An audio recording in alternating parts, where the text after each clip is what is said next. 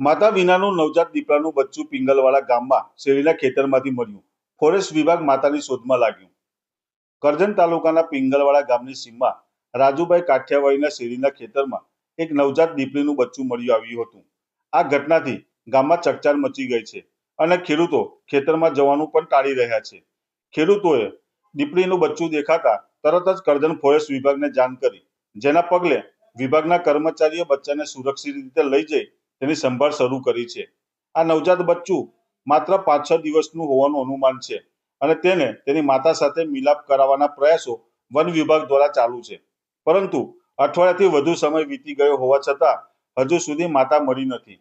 Forest વિભાગના અધિકારી રાઠોડે જણાવ્યું કે બચ્ચું પિંગલવાડા વિસ્તારમાં જ છે અને માતાની શોધખોળ ચાલુ છે.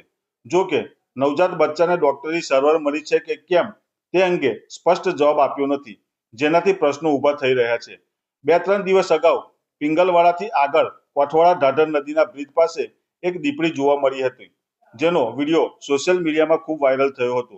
લોકોની ચર્ચા છે કે આ દીપડી કદાચ વિખૂટા પડેલા બચ્ચાની માતા હોઈ શકે છે.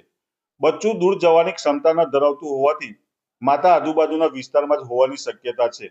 ફોરેસ્ટ વિભાગને આ વિસ્તારમાં વધુ તપાસ કરીને ઝડપથી બચ્ચાનો માતા સાથે મિલાપ કરાવે, જેથી આ નાનું બચ્ચું માતા વિના વધુ વેદના ન અનુભવે. આ ઘટના વન્યજીવ સંરક્ષણના મહત્વને ઉજાગર કરે છે.